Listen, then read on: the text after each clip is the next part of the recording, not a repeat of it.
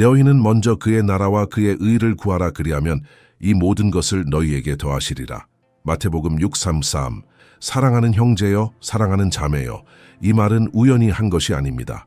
일용할 양식과 옷과 내일에 대한 걱정으로 가득 차 있고 피곤하고 배고프고 빚진 군중 앞에서 예수께서 이 말씀을 선포하셨습니다.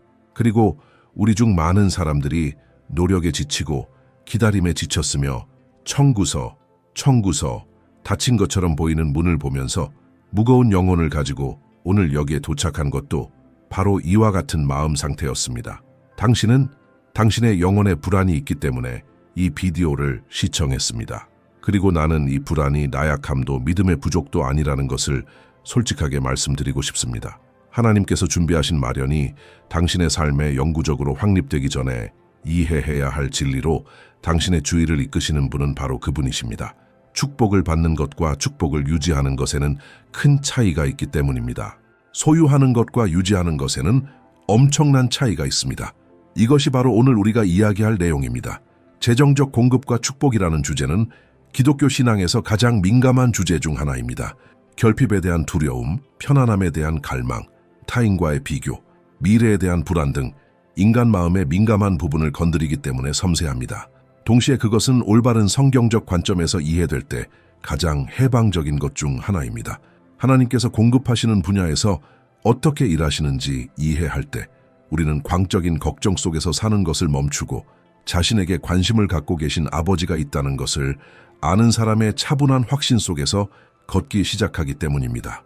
빌리 그레이엄은 사람이 돈을 다루는 방식이 그들의 영적 상태에 대해 많은 것을 드러낸다는 것을 기억하곤 했습니다. 왜냐하면 마음과 지갑은 서로 밀접하게 연관되어 있고 우리가 재정 분야에서 숙달한 것은 종종 우리가 신앙 분야에서 숙달한 것을 반영하기 때문입니다. 이 간단하고 심오한 관찰은 우리가 이 메시지 전반에 걸쳐 함께 성찰할 모든 것의 출발점이 됩니다. 우리의 금융 여정은 단지 숫자, 스프레드시트, 전략의 문제가 아니기 때문입니다. 그것은 또한 영적인 여정, 성숙의 여정, 인격을 향한 부르심이기도 합니다. 이 영상에서 여러분이 받게 될 것은 마법의 공식도 아니고 빨리 부자가 되겠다는 약속도 아니고 번영의 사슬도 아닙니다. 이는 성경에 비추어 재정 생활을 바라보고 여러 세대에 걸쳐 전해 내려오는 원칙을 이해하고 성경의 구체적인 예를 통해 배우고 새로운 사고방식, 새로운 자세, 새로운 마음의 성향을 갖고 이곳을 떠나라는 진지하고 정직하며 성경적인 초대입니다. 하나님을 모든 좋은 은사의 근원으로 인식하는 사고방식, 이미 손에 있는 것을 책임감 있게 관리하는 태도, 서두르거나 불안하지 않고 주님의 때를 신뢰하는 성품입니다. 이 메시지를 통해 우리는 재정 공급 및 축복과 관련된 6가지 기독교 원칙을 함께 살펴보겠습니다. 누구도 보장할 수 없는 결과를 약속하지 않는 원칙은 더 건강한 재정 생활을 구축하고 믿음과 더 일치하며 하나님께서 당신을 위해 갖고 계신 목적에 더 부합하도록 도움을 줄 것입니다. 당신은 돈을 다르게 보는 법을 배우게 될 것이고 준비의 가치를 이해하게 될 것이며 작은 일에 충실함이 얼마나 중요한지 깨닫게 될 것이며 어떻게 공급보다 성품이 우선인지 알게 될 것이며 한때 불안했던 곳에서 평화를 찾을 것입니다. 계속하기 전에 여러분의 마음에 초대를 드립니다. 당신의 영혼을 하나님께 더 가까이 데려가고 믿음을 강화하고 당신의 여정에 지혜를 가져다주는 메일 메시지를 계속 받고 싶다면 지금 이 채널을 구독하세요. 그것은 간단하고 무료이며 주님께서 당신을 위해 주신 다음 말씀이 간과되지 않도록 하는 방법입니다. 각 등록은 매일 새로운 위로와 방향, 희망의 말씀을 받기 위해 열리는 문과 같습니다. 그러므로 당신의 마음이 이 여정을 따르기를 원한다면 지금 당신의 역할을 수행하고 등록하고 나와 함께 계속 걸어가십시오. 원칙 1. 하나님을 모든 공급의 참된 근원으로 인식하십시오. 첫 번째 원리이자 아마도 가장 기본적인 원리는 하나님이 우리 삶에 제공되는 모든 공급의 참된 근원이심을 마음으로부터 인식하는 법을 배우는 것입니다. 이것은 말씀을 듣고 자란 사람들에게는 당연한 것처럼 보일 수 있지만 매일의 실천에서는 유지하기 가장 어려운 원리 중 하나입니다. 월급이 계좌에 들어갈 때 인간 마음의 자연스러운 경향은 자신의 노력, 근무 시간, 흘린 땀을 바라보고 그것이 전적으로 자기 손의 결과라고 조용히 결론을 내리는 것이기 때문입니다. 그리고 돈이 없어지면 같은 논리가 역전되어 우리의 모든 숨결을 계속 지원하는 우주의 왕좌에 앉아 계신 누군가가 있다는 사실을 망각하고 상황, 상사, 경제, 정부를 비난하기 시작합니다. 야고보서 1장 17절은 모든 좋은 은사와 온전한 선물이 다 위로부터 빛들의 아버지께로부터 내려온다고 말합니다. 이것은 우리의 관점을 완전히 재정렬하기 때문에 침착하게 소화해야 하는 진술입니다. 하나님으로부터 오는 돈만이 아니라 일할 수 있는 건강, 문제 해결에 도움이 되는 지성, 일찍 일어나게 하는 힘, 적절한 때에 나타나는 기회, 도착하는 고객, 한밤중에 나타나는 아이디어입니다. 비록 대부분이 주머니에 돈의 형태로 들어오지 않더라도 이 모든 것은 공급입니다. 신명기 8장 18절은 우리가 우리 하나님 여호와를 기억해야 한다고 말합니다. 그는 우리에게 재물 얻을 능력을 주시는 분이시기 때문입니다. 이 표현의 섬세함에 주목하십시오. 우리를 위해 일하시는 분은 하나님이 아니라 우리에게 일할 힘을 주시는 분입니다. 즉 인간의 노력은 계속해서 현실적이고 필요하며 가치가 있습니다. 그러나 이러한 노력 뒤에는 우리에게 힘을 주는 조용한 근원이 있으며 이 근원에는 이름과 얼굴과 아버지의 마음이 있습니다. 이 진리 안에 마음이 굳게 서게 되면 내부적으로 매우 중요한 일이 일어납니다. 재정적 불안이 줄어들기 시작하는 이유는 문제가 사라져서가 아니라 결코 우리가 짊어질 수 없었던 무거운 짐을 혼자서 짊어지는 것을 멈추기 때문입니다. 우리는 다른 방식으로 재정에 관해 기도하기 시작했습니다. 누군가가 하나님께 결과를 요구하는 것이 아니라 이미 우리 상황의 모든 세부 사항을 알고 계시는 아버지께 이야기하는 누군가로서 기도하기 시작했습니다. 그리고 우리는 또한 다른 방식으로 감사하기 시작합니다. 들어오는 돈 하나하나가 단지 시장에서의 기회가 아니라 주님의 직접적인 돌보심으로 인식되기 때문입니다. 하나님을 근원으로 인식하는 것은 또한 두 가지 위험한 극단으로부터 우리를 보호해 줍니다. 한편으로는 번영하는 사람들의 자존심을 보호하고 문을 열어준 사람을 잊어버리고 혼자서 관리했다고 생각하기 시작합니다. 반면에 어제를 지원하신 동일한 하나님이 오늘도 계속 지원하신다는 사실을 망각하고 결핍을 경험하고 버림받았다고 생각하기 시작하는 사람들의 절망으로부터 보호해 줍니다. 이 두 시면 사이에는 균형의 길이 있는데 이 길을 의식적인 감사라고 부릅니다. 갚아야 할 청구서가 있고 자녀를 키워야 하고 성취해야 할 꿈이 있는 평범한 가족을 상상해 보십시오. 월초에 월급이 도착하면 일반적으로 가장 먼저 일어나는 일은 청구서, 시장, 학교 및 약간의 휴식 시간 사이에 그 금액을 분배하기 위한 정신적 경쟁입니다. 그것은 자연스럽습니다. 하지만 이 원칙을 실제로 적용하는 것은 계좌를 개설하기 전에 작은 행동을 취하는 것을 의미합니다. 부엌 식탁에서 주님, 이 양식을 주셔서 감사합니다.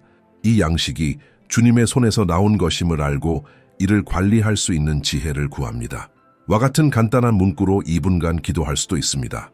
이 행동은 급여의 가치를 바꾸지는 않지만 그것을 관리하는 사람의 마음을 근본적으로 변화시킵니다. 직장에서 이 원칙을 적용한다는 것은 바쁜 가운데 그 직업이 하나님이 주시는 일시적인 축복이지 인간의 능력에만 근거한 영원한 보장이 아니라는 것을 기억하는 것을 의미합니다. 이는 자연스럽게 동료, 상사, 고객을 대하는 방식을 변화시킵니다. 출처를 인식하는 사람들은 살아남기 위해 부정직하게 경쟁할 필요가 없기 때문입니다. 새로운 직업을 받아들이거나 투자를 하거나 약속을 하는 등 재정적 결정을 내리는 순간에 이 원칙은 결정하기 전에 잠시 멈추고 그 길이 마음의 즉각적인 갈망뿐만 아니라 하나님의 뜻과 일치하는지 기도로 묻는 것으로 해석됩니다. 그리고 그 조항이 시간이 걸릴 것 같을 때, 월세가 빡빡할 때, 청구서가 쌓일 때, 이 원칙을 적용한다는 것은 믿음의 평온함을 잃지 않는다는 것을 의미합니다. 이는 사막에서 과부의 손과 까마귀 부리를 통해 엘리야를 먹이신 동일한 하나님이 오늘날에도 여전히 살아계시고 활동하고 계시다는 것을 낮은 목소리로 계속 인식하는 것을 의미합니다. 빌리 그레함 목사는 믿음이 삶의 어려움을 제거하는 것이 아니라 그리스도인의 마음이 어려움을 겪는 방식을 변화시킨다는 것을 기억하곤 했습니다. 그리고 그것이 바로 우리가 하나님을 우리의 근원으로 인식할 때 일어나는 일입니다. 어려움은 계속해서 존재하지만 더 이상 우리 내면의 안식에 대한 마지막 말은 없습니다. 하나님을 모든 공급의 참된 근원으로 인식한다면 댓글에 그분은 나의 공급자이십니다 라고 적고 여러분의 가정이 지원되고 여러분의 필요사항이 처리될 것이며 여러분은 결코 주님의 인도를 받지 못할 것이라고 선언하십시오. 원칙 2. 큰 축복을 받기 전에 작은 일에 충실함. 우리가 깊이 이해해야 할 두 번째 원리는 작은 일에 충성하는 원리입니다. 여러 세대에 걸쳐 전해지는 성경적 지혜가 있지만 번영을 서두르는 사람들은 종종 무시합니다. 예수님께서는 누가복음 16장 10절에서 작은 일에 충성된 자는 큰 일에도 충성되고 작은 일에 불의한 자는 큰 일에도 불의하다고 말씀하셨습니다. 이것은 단지 벽에 그림을 붙이기 위한 좋은 문구가 아닙니다. 그것은 심오한 영적 법칙이고 왕국을 다스리는 원리이며 삶의 작은 책임 앞에서 마음이 어떻게 행동하느냐에 따라 문을 열고 닫는 열쇠입니다. 우리는 가치가 더 크고 책임이 크고 지위가 중요할 때 정확하고 신중하며 성실하게 행동할 것이라고 믿는 자연스러운 인간 경향을 가지고 있습니다. 그러나 예수님은 이 논리를 뒤집으셨습니다. 그는 은행 장호가 늘어나도 마음이 자동으로 변하지 않기 때문에 약간으로 보여주는 캐릭터는 많이 보여줄 캐릭터와 정확히 동일하다고 주장합니다. 10달러에 부주의하면 1만 달러에도 부주의하게 됩니다. 직장에서 작은 마감일을 두고 태만하게 된다면 막상 막하에 큰 책임을 안고 태만하게 될 것입니다. 이미 약속한 재정적 약속을 지키지 않으면 더 큰 약속을 지킬 수 있는 내부 구조를 갖출 가능성이 거의 없습니다. 마태복음 25장에 기록된 달란트의 비유는 이를 놀랍도록 명확하게 보여줍니다. 5달란트를 맡은 종에게 2달란트를 맡은 종에게 주인은 네가 작은 일에 충성하였으니 작은 일을 계속하라고 말하지 않았습니다. 네가 적은 일에 충성하였으니 내가 많은 것을 네게 맡기리라고 하셨습니다. 이 표현이 마음속에 들어가야 합니다. 현재의 충성심은 미래 승진의 전조입니다. 하나님은 작은 일을 돌보는 법을 아직 배우지 못한 사람들에게 큰 책임을 분배하지 않으십니다. 그리고 이것은 신성한 불의가 아니라 신성한 자비입니다. 왜냐하면 큰 책임을 잘못 관리하면 큰 고통을 낳기 때문입니다. 작은 일에 충실하다는 것은 이미 한 약속을 이행하는 것을 의미합니다. 그것은 당신의 수단 내에서 남겨진 빚을 갚는 것을 의미합니다. 이는 아무도 비용을 청구하지 않더라도 합의된 기한 내에 합의된 작업을 제공하는 것을 의미합니다. 이는 아무도 보지 않을 때에도 여분의 잔돈을 시장에 돌려주는 것을 의미합니다. 이는 이미 소유한 것, 즉 간단한 자동차, 임대주택, 작업도구, 옷장에 있는 옷 등을 잘 관리하는 것을 의미합니다. 이 모든 것이 당신 안에 이미 어떤 수준의 책임이 형성되어 있는지를 하늘에 전달하기 때문입니다. 잠언 27:23은 우리에게 가축과 소떼를 잘 돌보라고 가르칩니다. 이는 오늘날 여러분의 재정, 자원, 의무를 잘 아는 것으로 번역되는 고대 언어입니다. 많은 사람들은 매달 얼마를 지출하는지조차 알지 못한 채 급여 인상을 위해 기도합니다. 많은 사람들은 이미 손에 쥐고 있는 작은 돈도 관리하지 않은 채 번영을 바라고 있습니다. 그리고 현명한 아버지이신 하나님은 형벌이 아니라 보호를 위해 여전히 제대로 관리되지 않는 것을 보존하고 계십니다. 실제적인 일상 상황을 생각해 보세요. 사람은 5일째에 월급을 받고 들어오는 것과 나가는 것을 정리하기 위해 30분 동안 앉아있는 대신 욕구와 긴급 상황이 나타날 때 소비합니다. 20일이 되어도 돈이 없어지고 청구서가 아직 지불되지 않았으며 영적 패배감이 시작됩니다. 이 경우 작은 일에 충실의 원칙을 적용한다는 것은 한 달에 하룻밤을 들여 모든 것을 기록하는 간단한 결정을 의미합니다. 종이 한 장, 휴대폰에 있는 간단한 스프레드시트, 서랍 속 노트, 들어오는 모든 달러와 나가는 모든 달러를 적어 두십시오. 이 작은 몸짓이 하나님께서 소중히 여기시는 금전적인 품성의 시작입니다. 또 다른 실용적인 적용이 진행 중입니다. 직원, 프리랜서 또는 서비스 제공업체 등 누군가를 위해 일하는 경우 작은 것에 대한 충성심은 아무도 보지 않더라도 품질에 동의하는 것을 제공하는 것으로 해석됩니다. 골로사에서 3장 23절은 무슨 일을 하든지 마음을 다하여 주께 하듯 하고 사람에게 하듯 하지 말 것을 상기시켜 줍니다. 이 구절이 실제적으로 적용되면 주변 환경에 뭔가 변화가 일어납니다. 귀하의 평판은 조용히 커지고 추천을 통해 문이 열리고 보고 있는 줄도 몰랐던 곳에서 기회가 찾아옵니다. 재정적 약속의 영역에서 작은 일에 대한 충실함은 갚을 수 없을 것이라는 것을 이미 알고 있는 빚을 지지 않는 것, 상황이 어려워질 때 채권자와 솔직하게 이야기하는 것, 허영보다 본질적인 것을 우선시하는 것에서 나타납니다. 빌리 그레이엄은 돈에 대한 불안한 양심이 영혼과 하나님과의 교통에 영향을 미치기 때문에 많은 영적 문제가 해결되지 않은 재정적 뿌리를 가지고 있다고 말한 적이 있습니다. 그것은 간단하고 심오한 관찰이다. 우리가 작은 일을 성실하게 돌볼 때 우리의 기도는 가벼워지고 우리의 신앙은 더욱 굳건해지며 더 큰 책임으로 향하는 길은 사고나 넘어짐 없이 적절한 때에 적절한 정도로 자연스럽게 열리기 시작합니다. 원칙 3. 믿음의 표현으로 근면함. 세 번째 원칙은 노력 없이 결과만을 기대하는 세대 속에서 회복되어야 할 진실 앞에 우리를 놓는다. 부지런히 일하는 것은 재정 생활에 적용되는 기독교 신앙의 가장 구체적인 표현 중 하나입니다. 성경에는 믿음과 행함, 기도와 행동, 하나님을 신뢰하는 것과 자신의 손을 움직이는 것 사이에 인위적인 분리가 없습니다. 오히려 성경 전체는 이 두 가지 현실이 마치 같은 새의 두 날개처럼 함께 걷는 것으로 제시하고 있는데 이것이 없이는 비행을 유지할 수 없습니다. 잠언 10장 4절은 손이 게으른 사람은 가난하게 하고 손이 부지런한 사람은 부유하게 된다고 분명히 말합니다. 우리는 자동적인 풍요를 약속하는 것이 아니라 문화와 시대와 상황을 뛰어넘는 삶의 원리를 말하는 것입니다. 세심한 보살핌, 일관된 헌신, 해야 할 일을 잘 수행하는 사람의 태도로 이해되는 근면은 시간이 지남에 따라 하나님께서 존중하시는 특성입니다. 그리고 여기서 우리는 마음을 솔직하게 말할 필요가 있습니다.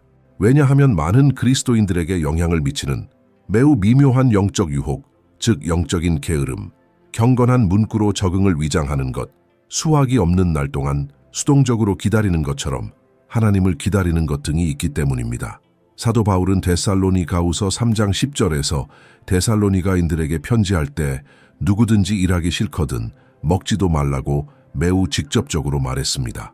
이는 그리스도의 재림을 기다리는 것과 실제 생활에서 이탈한 것을 혼동한 일부 형제들 사이에 이미 나타난 실수를 바로잡기 위해 목회자의 사랑으로 말한 강력한 문구입니다. 바울은 참된 믿음은 마비되지 않고 동원된다고 목회적으로 명확하게 말하고 있었습니다. 진정한 희망은 무기를 무력화시키는 것이 아니라 활성화시키는 것입니다. 그리고 성숙한 그리스도인은 영성을 일상생활의 정직한 일에서 벗어나기 위한 핑계로 삼지 않습니다. 동시에 우리는 부지런히 일하는 것이 고용의 노예, 끊임없는 불안, 피로를 미덕인 것처럼 중요하게 여기는 현대 문화를 의미하지 않는다는 것을 이해해야 합니다. 목적을 가지고 일하는 것과 두려움을 가지고 일하는 것 사이에는 엄청난 차이가 있습니다. 헌신적으로 봉사하는 것과 불안감에서 벗어나는 것에는 차이가 있습니다. 부지런한 그리스도인의 일은 꾸준한 노력, 정직한 품질, 안식일, 휴식이 결합된 일입니다. 우리에게 6일 동안 일하라고 부르신 동일한 하나님께서 7째 날에도 쉬라고 부르시기 때문입니다.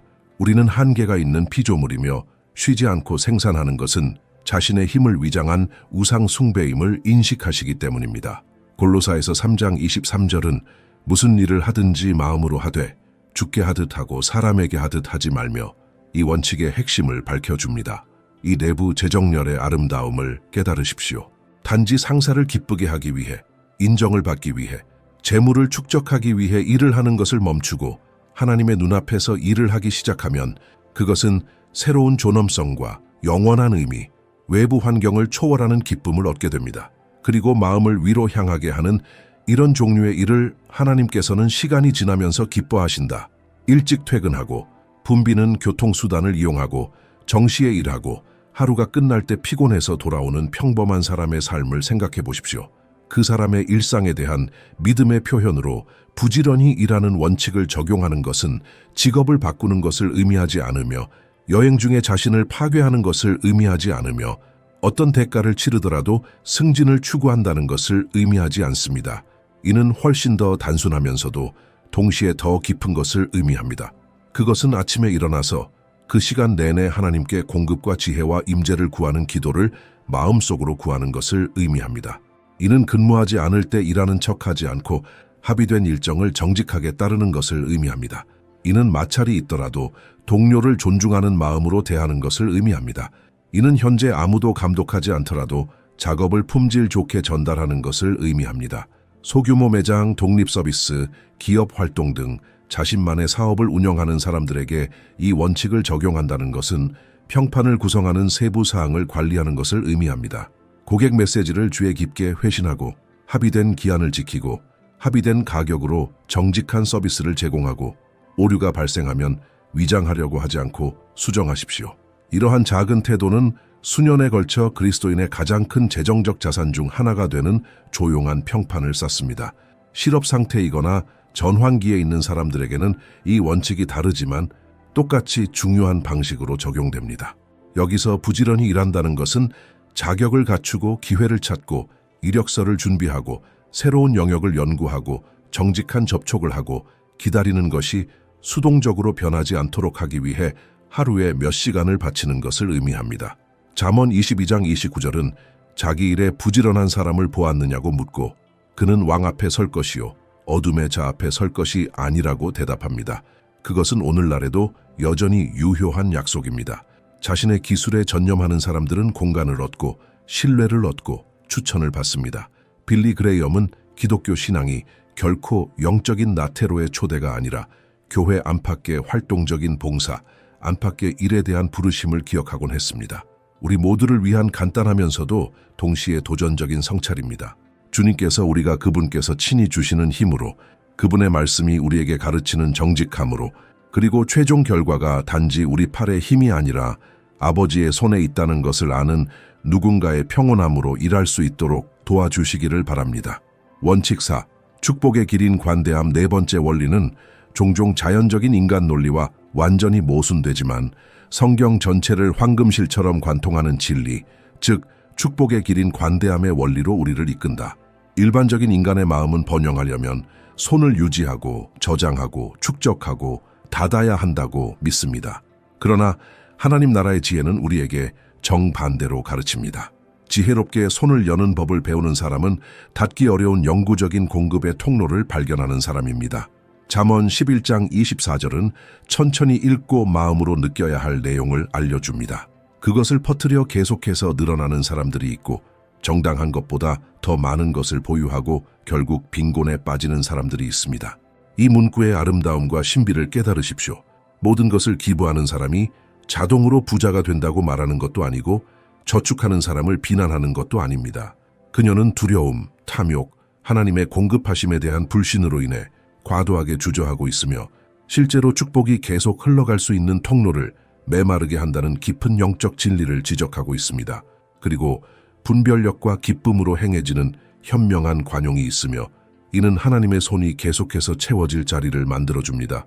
예수님은 누가복음 6장 38절에서 이와 동일한 원리를 표현하셨습니다. 주라 그리하면 너희에게 안겨주실 것이니 곧 후히 되어 누르고 흔들어 넘치도록 하여 너희 무릎에 부어주실 것이니라. 이것은 일부 왜곡된 설교가 가르치려고 하는 것처럼 재정적 증식을 위한 마법의 공식이 아닙니다. 이는 인간의 마음이 하나님의 마음과 일치할 때 영적 우주가 어떻게 작동하는지에 대한 계시입니다. 아버지는 천성적으로 관대하시며 그의 자녀들이 이 관대함을 반영하는 법을 배울 때 그들은 워크시트만으로는 설명할 수 없는 영적 상호주의의 역동성에 들어갑니다. 그리스도인의 관대함은 돈을 기부하는 데만 국한되지 않는다는 점을 이해하는 것이 중요합니다. 그것은 여러 차원으로 나타납니다. 고통받는 사람의 말을 듣기 위해 시간을 기부하는 것은 관대함입니다. 처음 시작하는 사람들과 지식을 공유하는 것은 관대함입니다. 식사 차량 탑승, 한마디로 이웃을 돕는 것은 관대함입니다. 다른 사람이 어려움을 겪고 있을 때 작은 빚을 탕감해 주는 것이 관대함입니다. 그리고 이 모든 형태를 진심으로 실천할 때 우리가 종종 추적조차 할 수 없는 방식으로 기회에서 열린 문에서 올바른 길에 있는 올바른 사람들에게로 돌아오는 보이지 않는 곳으로 무언가를 이동시킵니다. 강조해야 할 중요한 주의 사항도 있습니다. 그리스도인의 관대함은 재정적 무모함이 아닙니다. 가족에게 생활에 필요한 것을 제공하는 것도 아니고 가족의 생계를 위협하는 약속을 하는 것도 아닙니다. 진정한 관대함은 당신이 이미 조직한 것, 당신이 이미 지혜로 성취한 것, 하나님께서 이미 당신의 손에 필수품이 아닌 인격음으로 주신 것에서 나옵니다. 그것은 영적인 인정에 대한 간절함이 아니라 넘치는 마음에서 흘러나오는 것입니다. 고린도후서 9장 7절은 각 사람이 그 마음에 정한 대로 할 것이요 인색함으로나 억지로 하지 말라고 가르칩니다. 하나님은 즐겨 내는 자를 사랑하시느니라. 기쁨은 관대함이 올바른 곳에서 나오는지 알려주는 온도계입니다. 이 원칙이 그리스도인의 일상생활에 어떻게 적용될 수 있는지 생각해 보십시오. 관대해지기 시작하기 위해 많은 것을 갖게 될 때까지 기다릴 필요가 없습니다. 사실 번영을 기다렸다가 기부를 시작하는 사람들은 거의 시작하지 않습니다. 왜냐하면 단지 원천 징수하는 데 익숙해진 손은 마침내 열 수 있을 때 열기가 어렵기 때문입니다. 반대 경로가 더 유익합니다. 작게 시작하세요. 지금 시작하세요. 이미 가지고 있는 것부터 시작하세요. 당신이 100레알을 받았다면 비록 그것이 5라 할지라도 누군가를 축복하고 하나님의 사업에 기여하고 당신의 마음에 감동을 주는 일을 돕기 위해 작은 부분을 따로 떼어두는 법을 배우십시오. 제스처는 가치보다 더 형식적입니다. 매우 아름답고 실용적인 적용은 침묵의 관대함입니다. 마태복음 6장 3절은 우리가 누군가를 위해 무엇을 할 때 오른손이 하는 일을 왼손이 모르게 하라고 가르칩니다. 청중도 없고 휴대폰에 사진도 없고 가족에게 아무 말도 없이 관대함이 일어날 때 열리는 심오한 차원의 축복이 있습니다. 누군가를 은밀히 돕는 것, 도움이 필요한 사람의 문 앞에 무언가를 남겨두는 것, 누구도 그 가치를 알지 못한 채 사역에 기여하는 것, 이 모든 것이 하나님께서 특별히 존중하시는 성품을 형성하는 것입니다. 또 다른 중요한 적용은 직장에서의 관대함입니다. 시작하는 동료를 두려움 없이 가르치고 아직 도구를 익히지 못한 사람을 돕고 연락처를 공유하고 공석을 추천하십시오. 이것이 직업적인 관대함이며 이는 평판, 지속적인 우정, 예상치 못한 순간에 열린 문이라는 형태로 돌아옵니다. 그리고 여러분의 집, 배우자, 자녀, 연로한 부모에게는 여전히 관대함이 있습니다. 우리는 종종 낯선 사람들에게 관대하려고 노력하고 우리와 가장 가까운 사람들을 무시하려고 노력합니다. 잘 정돈된 자선 활동은 가정에서 시작되어 넘쳐납니다.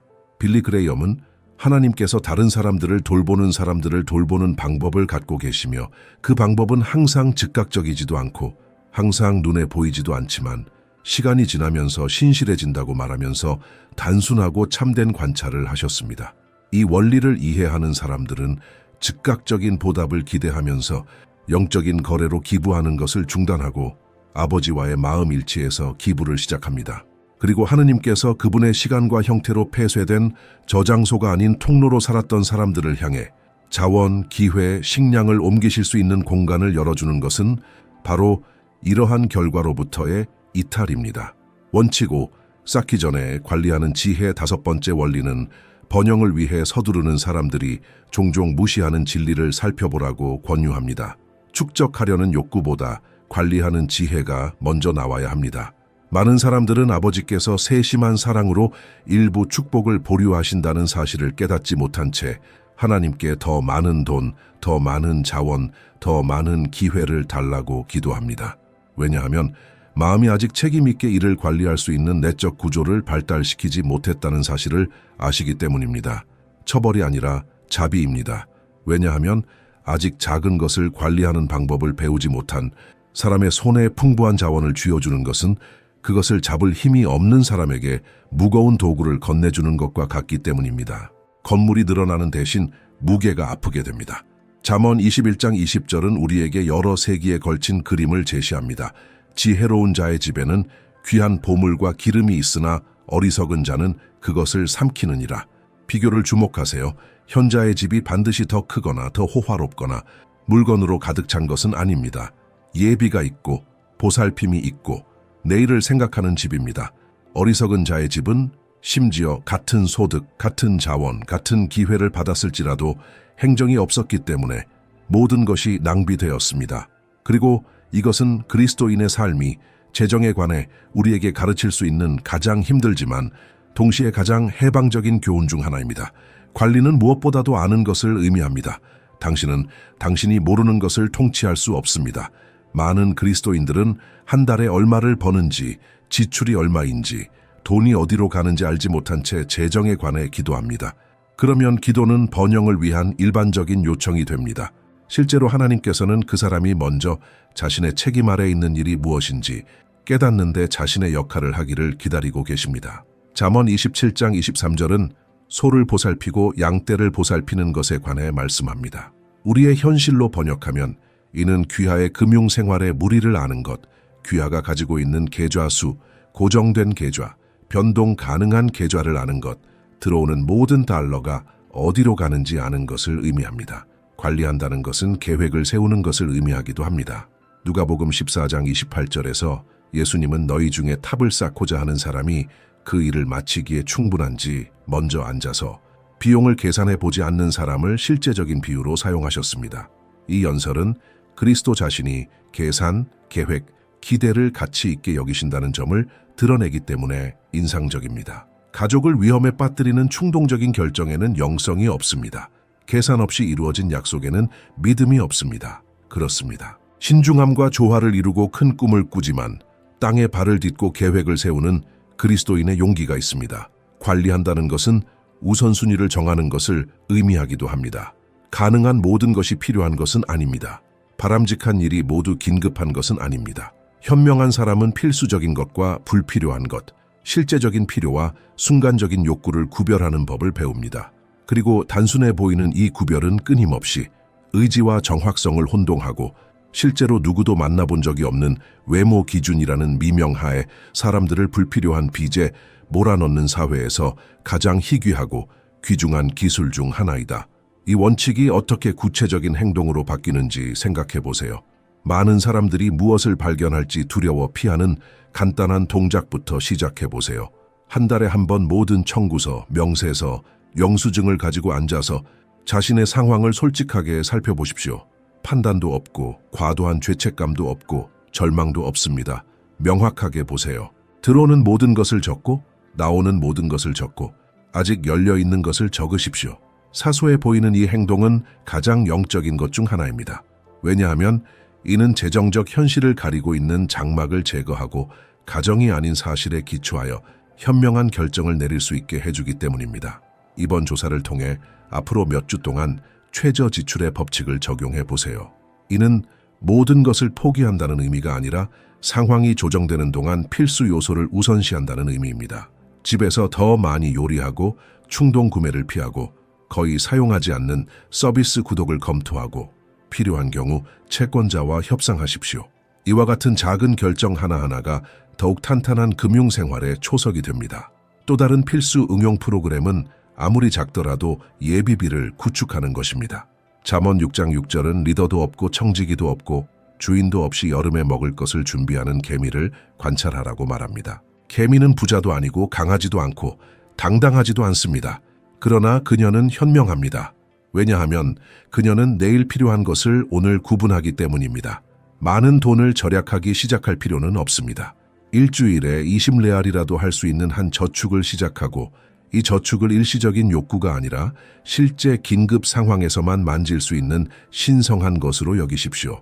그리고 이 원칙을 중요한 결정에도 적용하세요.